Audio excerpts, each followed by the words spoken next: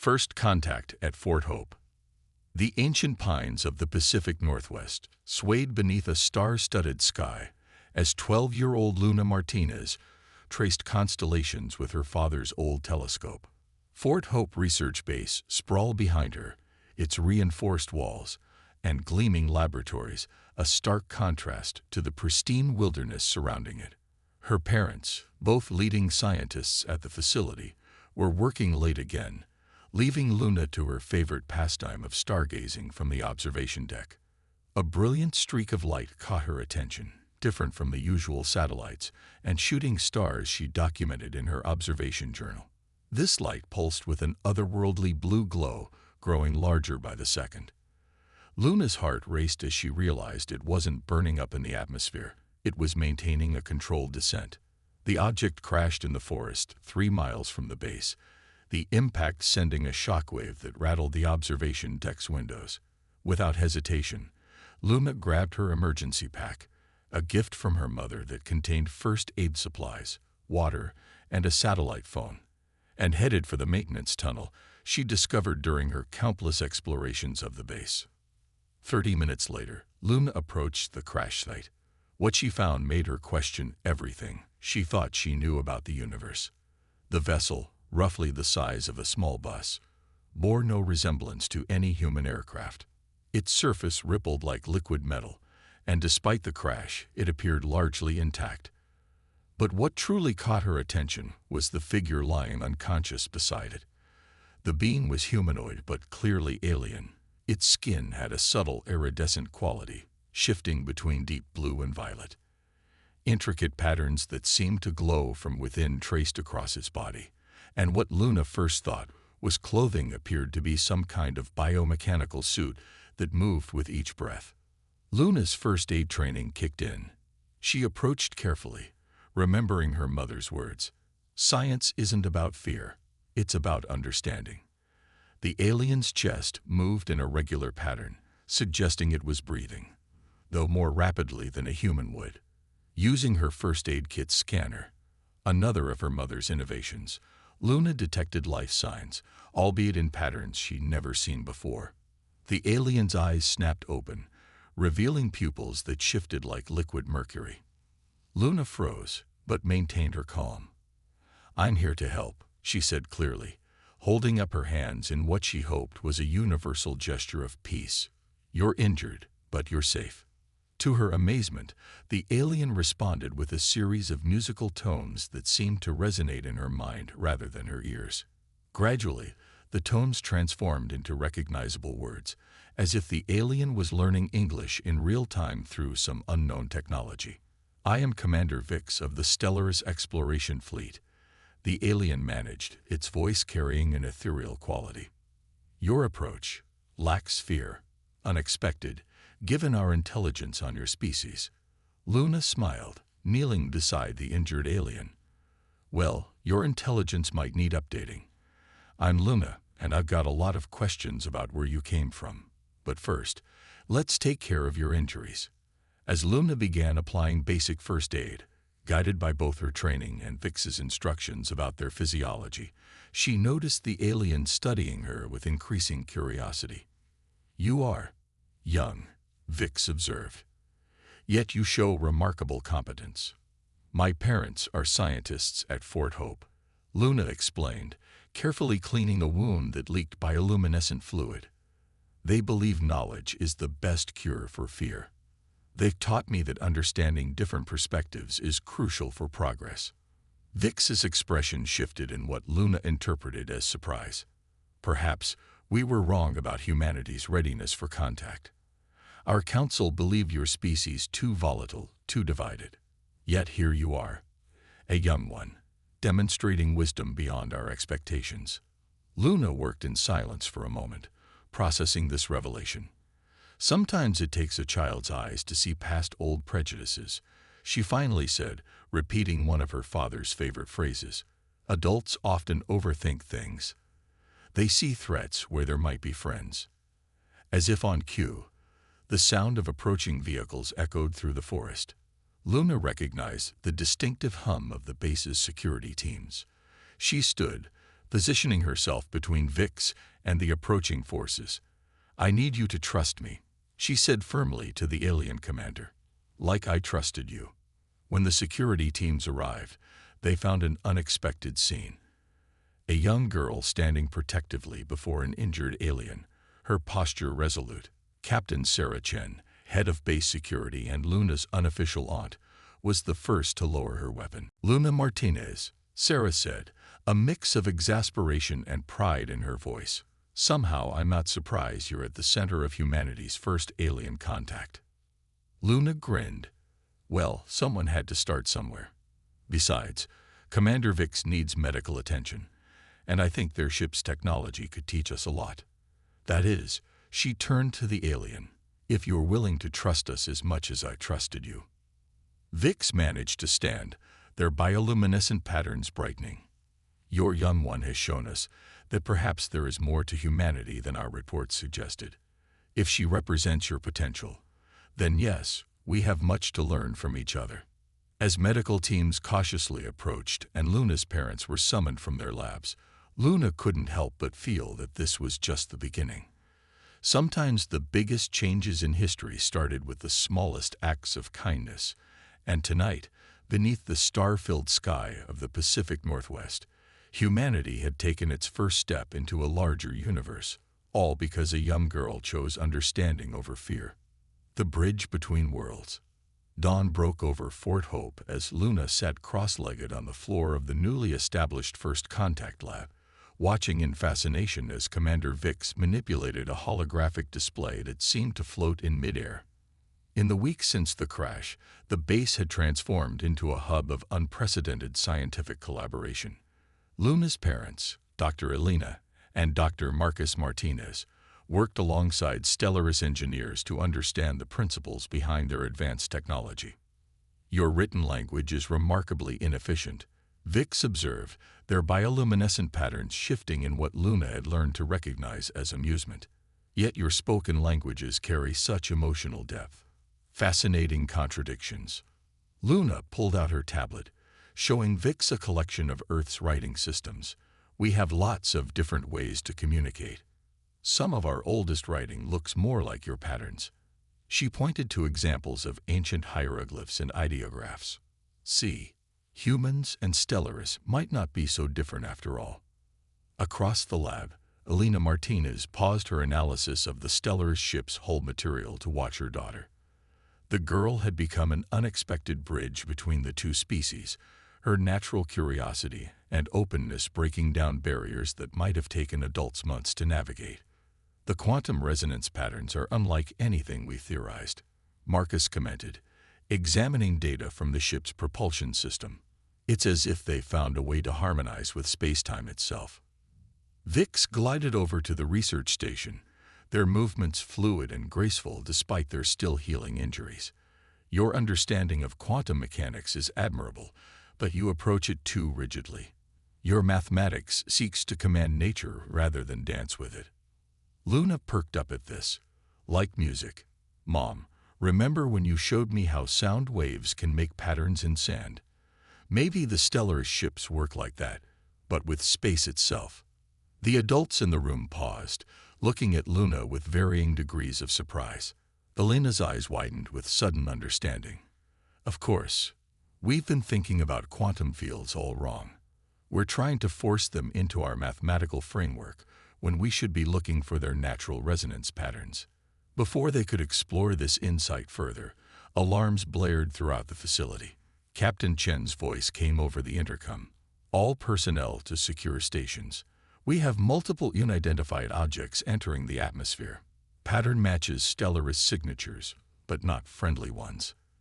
Vix's patterns flared with concern. "The Void Hunters. They must have followed my trajectory." They turned to the humans. "They are extremists. They believe advanced species should be eliminated before they can become threats." Luna felt her heart race but refused to show fear. "Then we'll prove them wrong. We'll show them what humans and Stellaris can accomplish together." She turned to her parents. "The resonance patterns, could we use them for defense?" Marcus was already pulling up simulations on his workstation. If we could adapt the principles of the Stellarist drive to create a planetary shield, but we'd need more power than the base can generate. The geothermal vents, Elena interjected. The base was built here because of the unusual volcanic activity. If we could tap into that energy and channel it through the quantum resonance technology. Vix's patterns pulsed with renewed hope. Yes, we could create a harmonic barrier, but we would need to precisely calibrate the frequencies. One mistake could tear apart the local space-time fabric. Luna watched as dozens of Void Hunter ships appeared on the long-range scanners, their designs angular and predatory compared to Vix's elegant vessel. An idea struck her. What if we used music? Earth music has mathematics too. Harmonics, frequencies, patterns. Could we use that to help calibrate the shield? Elena and Marcus exchanged looks of amazement as Vix's patterns brightened. The child understands instinctively what we have spent centuries debating. Music, the universal language of mathematics and emotion combined. The next hours were a blur of activity. While military forces scrambled to defensive positions, the scientists of Fort Hope worked frantically to implement their desperate plan. Luna's tablet became central to their efforts, its library of music providing the baseline patterns they needed to calibrate the quantum shield. The Void Hunters struck just as the sun began to set.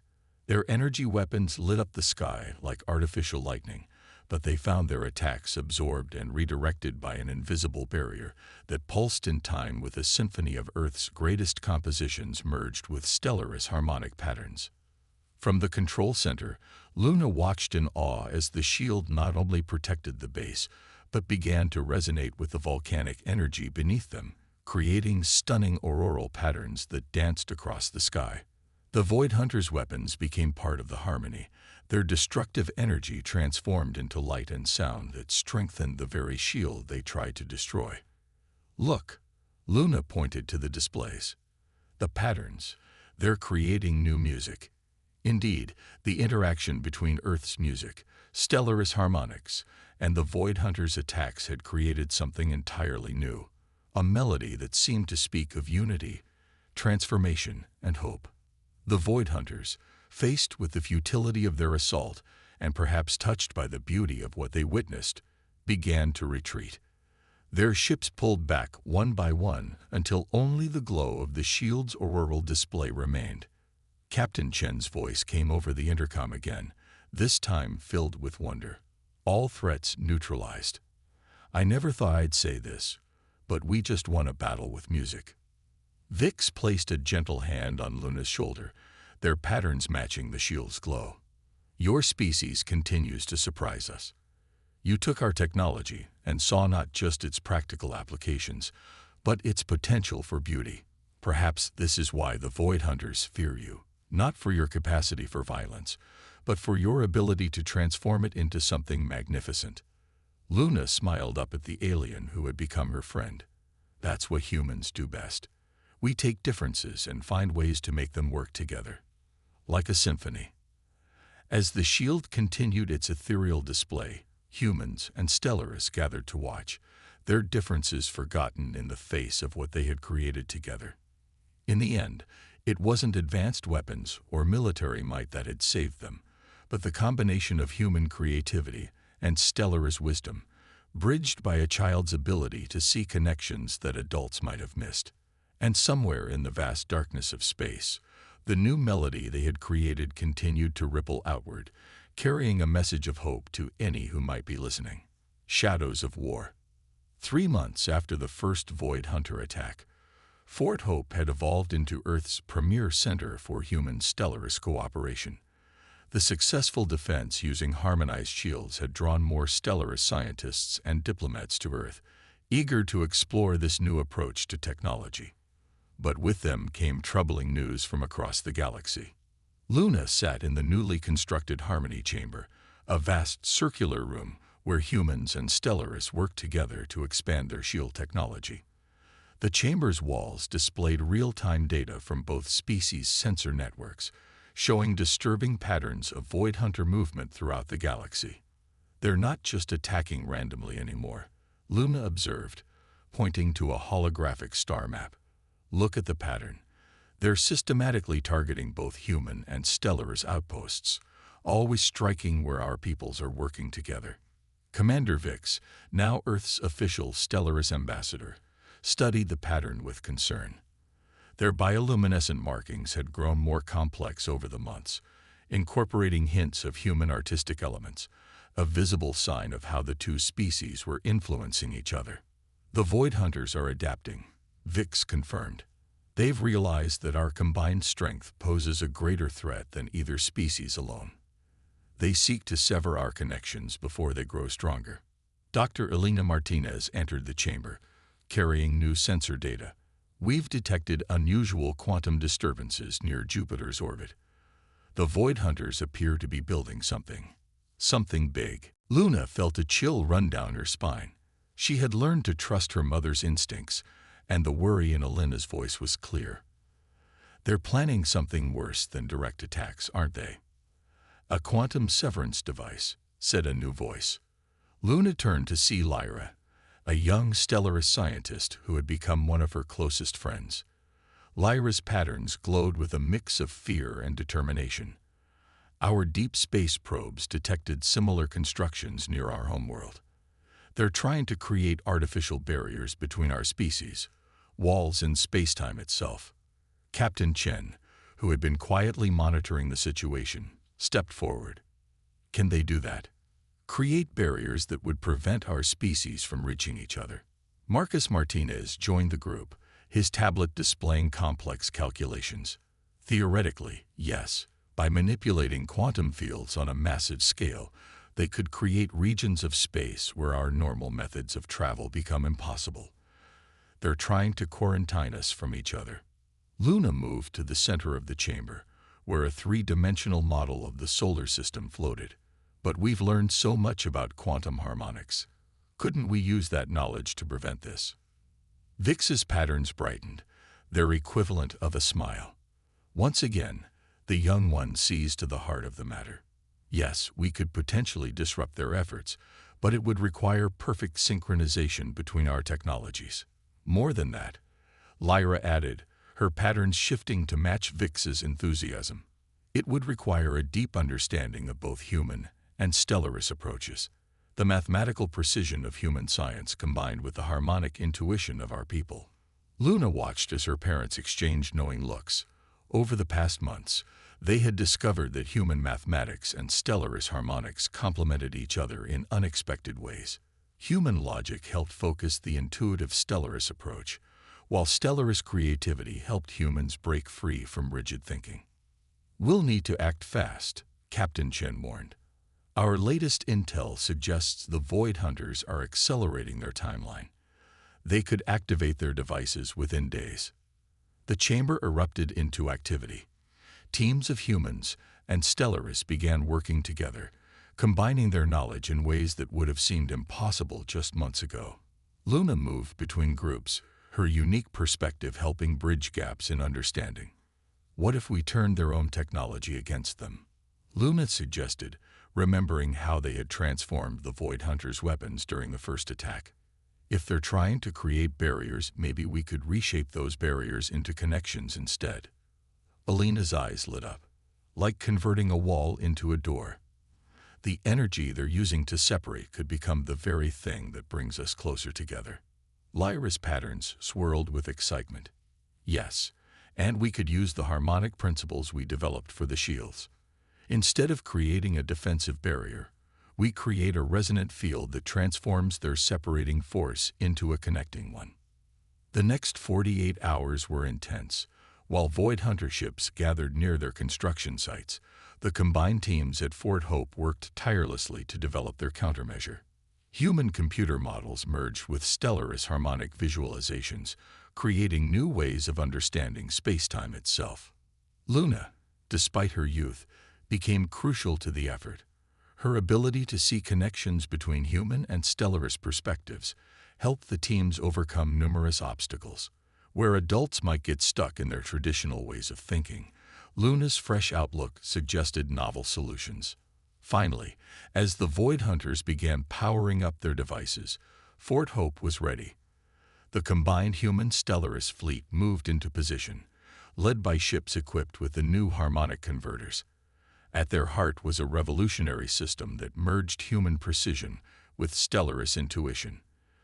"They're activating their devices," Captain Chen announced, her voice tense. The chamber's displays showed massive energy buildups near Jupiter and the Stellaris homeworld. "Launch the converters," Vix commanded.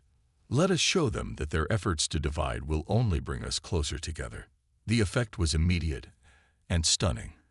As the Void Hunters' quantum barriers began to form, the harmonic converters engaged. The energy meant to separate transformed into brilliant bridges of light and sound, connecting not just Earth and the Stellaris homeworld, but creating stable pathways throughout local space. In the Harmony Chamber, humans and Stellaris watched in awe as their combined technology turned an attempt at isolation into an unprecedented connection. The Void Hunters, their plan completely reversed, retreated in disarray. Luna stood between Vix and Lyra, watching the new spatial bridges shimmer. "We didn't just stop them," she said quietly. "We showed them a better way. Maybe someday they'll understand that diversity makes us stronger, not weaker." Vix's patterns glowed warmly. Perhaps that is the greatest victory of all, not defeating an enemy, but showing them the possibility of friendship. As celebrations began throughout Fort Hope, Luna knew this wasn't the end. The Void Hunters would return, possibly with new tactics, but she also knew that humans and Stellaris would face that challenge together, their bond stronger than any force that tried to separate them. The hidden key.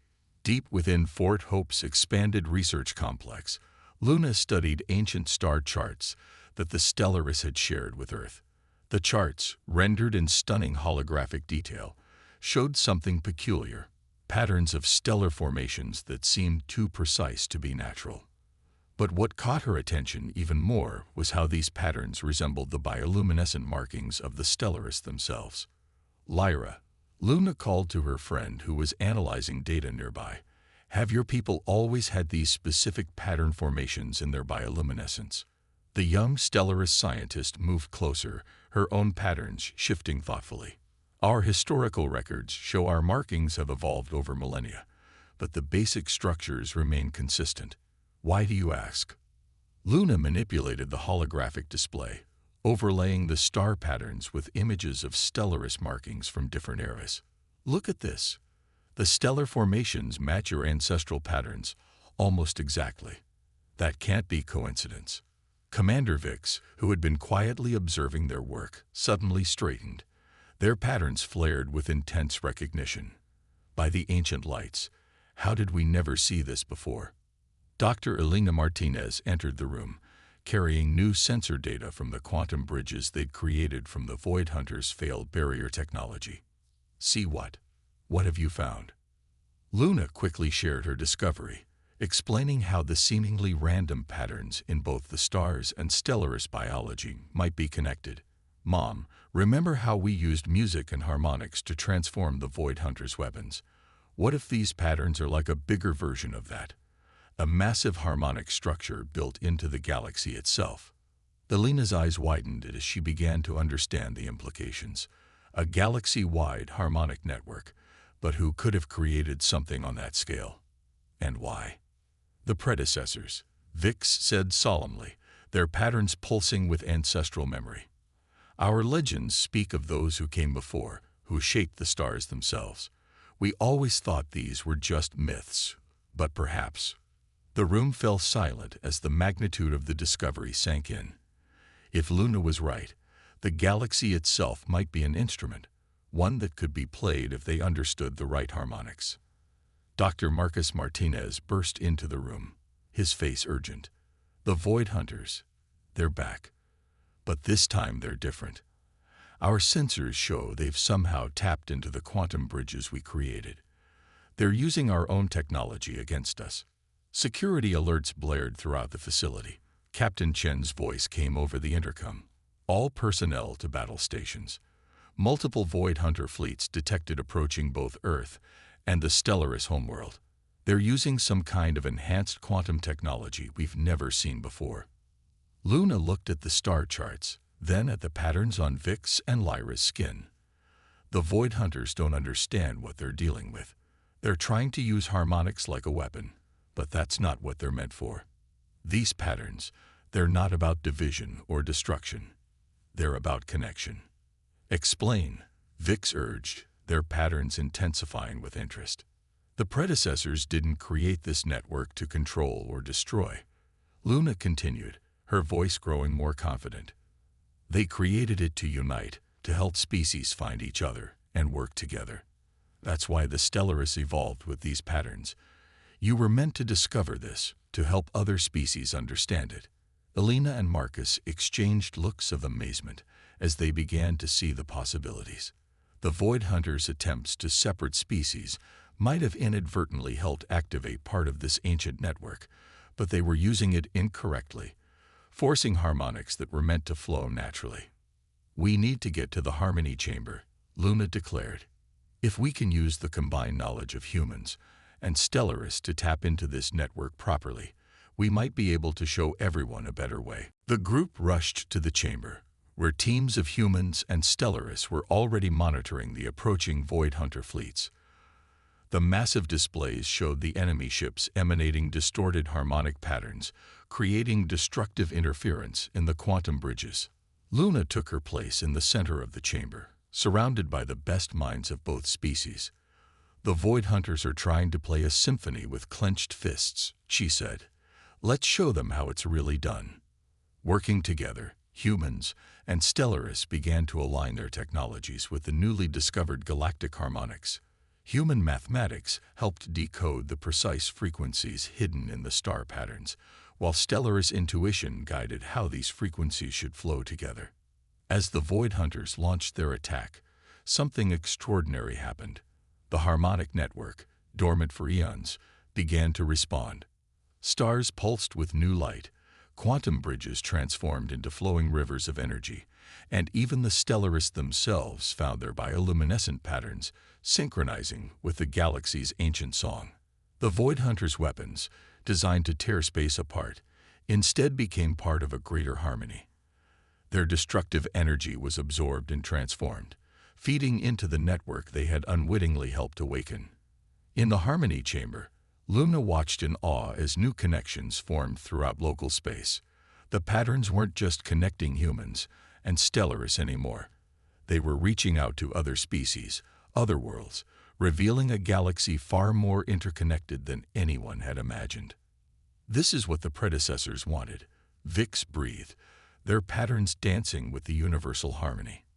Not for one species to dominate, but for all to find their place in the cosmic symphony. Luna smiled as she saw the Void Hunter ships slow, their crews presumably as mesmerized as everyone else by what was unfolding. Maybe now they'll understand. The galaxy isn't a battlefield, it's an orchestra, and every species has a part to play. As the ancient network continued to activate, spreading its message of harmony across the stars, Luna realized they had found something far more powerful than any weapon.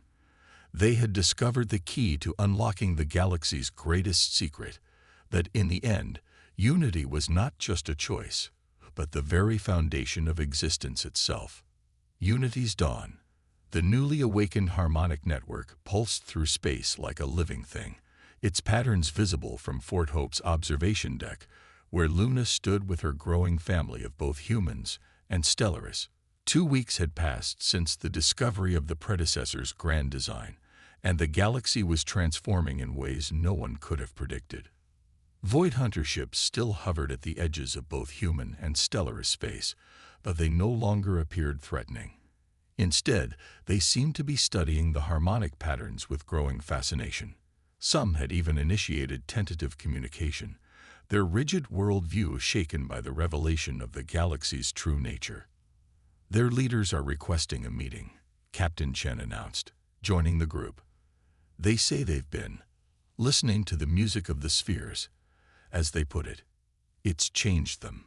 Commander Vix's patterns rippled thoughtfully. Perhaps they were always meant to be part of this harmony. Their obsession with division might have been a misunderstanding of their own role in the greater pattern. Luna watched as another section of the network activated, creating new bridges between distant star systems. Data flowing through Fort Hope's sensors showed dozens of previously unknown civilizations discovering each other through these connections. Each species brought its own unique melody to the cosmic symphony. "We're receiving signals from everywhere," Dr. Elena Martinez reported, her eyes bright with excitement. "The harmonic network isn't just connecting space, it's translating, allowing species to understand each other instantly through the mathematical language of music." Luna smiled as she remembered how it all started, with a simple act of trust between a human girl and an injured alien. The predecessors must have known this would happen eventually. They built the network, gave the Stellaris their bioluminescent patterns as a key, and waited for everyone to be ready. "Ready for what?" asked Lyra, who had become inseparable from Luna during their shared adventures. "Ready to grow up," Luna replied, "to stop fighting over differences and start celebrating them instead. Like an orchestra. Every instrument is different, but that's what makes the music beautiful." Dr. Marcus Martinez entered the observation deck, accompanied by several Void Hunter representatives. Their once threatening appearance now seemed almost elegant, their angular armor inscribed with patterns that mimicked the harmonic network. The lead Void Hunter, who introduced herself as Herald, spoke with a voice that carried both regret and hope. "For centuries, we believed it was our duty to prevent species from contaminating each other. We thought isolation was the path to purity. We were wrong. Understanding that is the first step toward harmony," Vix responded, their patterns extending in welcome. "The network shows us that diversity isn't contamination. It's essential for the galaxy's growth." Luna stepped forward, remembering how far they'd all come. "The real question is, what do we do now? The network is still waking up, showing us more connections every day. There must be a reason the predecessors built all this." As if in response to her words, the harmonic network pulsed with new energy. The observations deck's displays lit up with unprecedented data streams as previously dormant sections activated. Among the data were images, recordings left by the predecessors themselves. They watched in awe as holographic figures appeared, their forms both familiar and alien. The predecessors had been a species of energy and light, their bodies naturally attuned to the harmonic principles they had woven into the galaxy. "We leave this network as our legacy," the recording began, its message automatically translated by the harmonic patterns, not as a weapon or a tool of control, but as a bridge between all thinking beings. "The galaxy faces cycles of challenge that no species can overcome alone. Unity is not just an ideal, it is a necessity for survival." The message continued, revealing that the predecessors had detected a pattern of cosmic events that periodically threatened all life in the galaxy. Instead of trying to face these challenges alone, they had created the network to ensure that future species would have the chance to work together, combining their unique strengths and perspectives. "The next great challenge approaches," the recording concluded, "but you have already begun to understand what we learned, that the greatest power comes not from domination, but from harmony. The network is now yours. Use it wisely." As the recording faded, Luna looked at the assembled group, humans, Stellaris, and Void Hunters, all united in this moment of revelation. "They're right," she said. "Everything we've done, all the battles and breakthroughs, they were preparing us for something bigger." Harold removed her angular helmet, revealing features that seemed somehow softer in the light of understanding. "The Void Hunters pledge our knowledge and strength to this unity. We spent millennia trying to prevent exactly what the predecessors intended. Let us now work to build what we once sought to destroy." In the following months, Fort Hope expanded into a galactic coordination center. Representatives from dozens of species arrived, each bringing new insights and abilities to the growing alliance. The harmonic network continued to reveal its secrets, showing them ways to combine their technologies and cultures in revolutionary ways. Luna, now recognized as a key figure in this new era, spent her days helping different species understand each other. The unique perspective that had first allowed her to befriend Vix now helped her bridge gaps between civilizations that had never dreamed of communicating. One evening, as the Earth's sun set and distant stars twinkled with the visible pulse of the harmonic network, Luna stood with her extended family, human, Stellaris, and even a few former Void Hunters who had become close friends. "You know what's funny?" she said, watching new ships arrive through the quantum bridges. "Everyone thought first contact would be about proving who was stronger or smarter, but it turned out to be about learning how to listen to each other's songs." Vix's patterns glowed warmly. "And thanks to one young human who wasn't afraid to show kindness to a stranger, the galaxy is finally learning to sing together." As if to emphasize the point, the harmonic network filled the sky with aurora-like patterns, its ancient music now clear to all who had learned to listen. In that moment, as species throughout the galaxy joined in the cosmic symphony, Luna realized that this wasn't just an ending. It was the beginning of humanity's greatest adventure.